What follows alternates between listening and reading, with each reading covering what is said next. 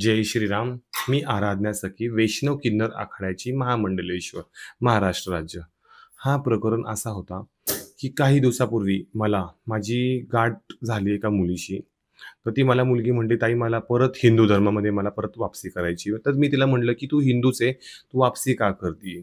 तर तिने मला सांगितलं, की "ताई, काही वर्षापूर्वी मी लव्ह जिहादचे शिकार झाले होते.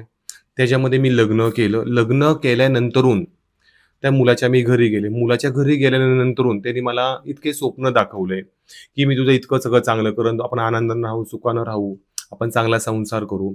ज्यावेळी त्याच्या मी घरी गेल्यानंतरून त्या नवऱ्याच्या व्यतिरिक्त सासरा, सासऱ्याचा भाऊ, दीर, दीराची मुलं तिला प्रत्येक वेळेस संबंध करण्यासाठी आणि तिला वारंवार शारीरिक सुखासाठी आणि तिला टॉर्चर करत होते.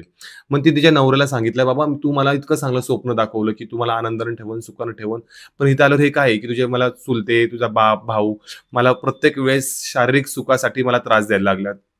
तिने मला हे सांगितलं, की नवरा म्हटला, की "ह्या गोष्टी घरातल्या घरातच ठेव, ह्या बाहेर कुणालाही सांगायच्या नाही. जर तू बाहेर जर सांगितलं, की तुला मी हे करेन, ते करेन." की मला हिंदू मुलींना हे सांगायचं, की तुम्ही वाट बघताय का 32 तुकड्याची? तुम्ही वाट बघताय का फ्रिजमध्ये जायची? तुम्ही वाट बघताय का कुठल्या ड्रममध्ये जायची? तुम्ही वाट बघताय का तुमचा मर्डर होण्याची? तुम्ही वाट बघताय का धरणामध्ये, कुठल्या समुद्रामध्ये? नका. की वेळेत तुम्ही सावध व्हा, की आपल्या हिंदू मुली आत्तापर्यंत फक्त वापरल्या गेलेल्या आहेत. आपल्या हिंदू मुली काय ते घरामध्ये काय बायको म्हणून नांदायला घेऊन नाही जात.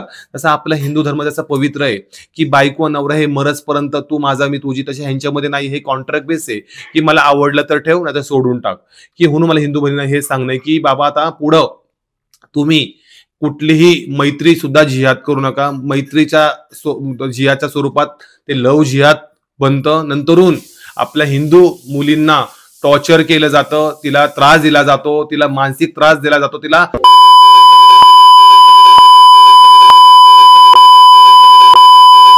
सगळ्या हिंदू बहिणींना मला हे सांगायचं, तुम्ही वेळेत सावध व्हा. आपला धर्म खूप श्रेष्ठ आहे. आपला धर्म हा धर्मच आहे. आपल्या धर्माच्या विरोधात काही करू नका. मला सगळ्या बहिणींना हे सांगायचं. जय श्रीराम. बरं, एकंदरीत सांगा की अशी प्रकरणं वारंवार घडत आहेत, तर यासाठी काहीतरी काय ताकीदा लावला पाहिजे, याबद्दल काय सांगाल? माझा विषय असा आहे, की महाराष्ट्र शासनाने आणि महाराष्ट्राच्या मुख्यमंत्र्यांनी हा लव्ह जिहाद कायदा आणला पाहिजे.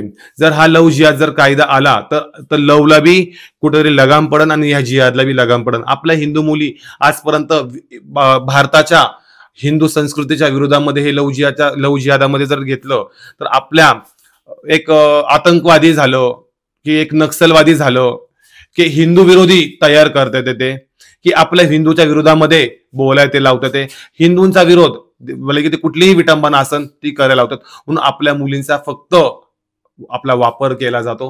म्हणून माझ्या बहिणींना हे सांगणे, की कुठलाही लव्ह जिहादचा तुम्ही शिकार होऊ नका. लव्ह जिहाद हे काही नाहीये. लव्ह बी नाहीये आणि जिहाद बी नाही. तुम्ही फक्त डब्यामध्ये बंद होता.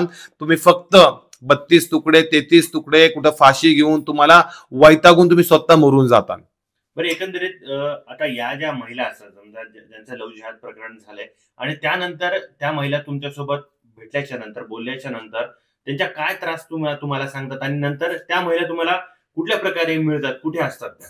मी आजपर्यंत जितक्या महिलांना भेटलीये, की त्या महिलांच्या एवढंच मी ऐकलं, की त्या महिलांचं एवढंच म्हणणं आहे, की "ताई, आम्ही ज्यावेळेस आमच्या घरच्यांच्या विरोधामध्ये जाऊन लग्न करतो, ज्यावेळेस हा जिहादी आमच्याशी लग्न करतो, लग्न केल्यानंतरून हा अजून एक लग्न करतो त्यांच्या समाजामध्ये, कास्टमध्ये, तर हिंदू मुलींना ते बघवत नाही.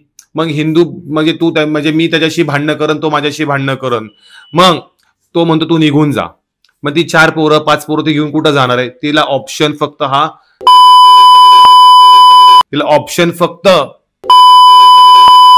काय तिला तिच्या घरचे एक्सेप्ट करत नाही, भाऊ बहिणी एक्सेप्ट करत नाही, कारण आपल्या धर्माच्या विरोधात तू केलं असतं. बरं बरं, एकंदरीत आता मला सांगा की अशा प्रकार घडू नये म्हणून काय संदेश द्याल तुम्ही? मी सगळ्या हिंदू बहिणींना हेच सांगन, की तुम्ही कुणाशीही दोस्ती करू नका. तुम्ही जर मुली असतान तर तुमच्यामध्ये 10 मुलीमध्ये जर एखादी जिहादी मैत्रीण जर असेल, तुम्ही तिला साईडला ठेवा. तर तुमच्या 10 मैत्रिणींमध्ये जर एखादी जिहादी जर तुमची मैत्रीण आली, ती मैत्री जिहाद करून तुमच्या ग्रुपमध्ये 5 तरी मैत्रिणी तिच्या भावाला, मामाच्या पोराला किंवा तिच्या मित्रांना गाठून देणार. हे मैत्री जिहाद, हे तुमचं दोस्ती हे जिहादच्या लव जिहादच्या स्वरूपामध्ये होणार. तुमच्या ग्रुपमध्ये तुमच्या मैत्रिणी कोण फाशी घेऊन मारणार, कोण तुकडे होणार, कोण डब्यामध्ये बंद होणार, म्हणजे स्वतःहून तुम्ही फाशी घेऊन मार, म्हणजे तुम्ही स्वतःहून तुम्ही काहीतरी करून घेता. म्हणून मला सगळ्या बहिणींना हेच सांगणं की तुम्ही सावध व्हा. वेळ खूप आहे, खूप मोठं जगायचं आहे. धर्म खूप मोठा आहे. जसं देवीनी म्हैसा सुरमणीचा वध केला होता, तसा तुमच्या सगळ्यांना देवीचा अवतार घेऊन तुम्हाला या जिहादी लोकांना ठेचून काढून तुम्हाला त्यांचा वध करण्याची आता गरज आली. बहिणीनं तुम्ही सावध व्हा. तुम्हाला जर असा कुठलाही जिहादी जर तुम्हाला बोलतोय काय, जर तुम्हाला जर कोणी छेडलं, जर तुम्हाला जर काही बोललं, आपल्या सकल हिंदू समाज, आपले हिंदू कार्यकर्ते हे ऍक्टिव्ह आहेत. तुम्ही कुणाशी संपर्क करा.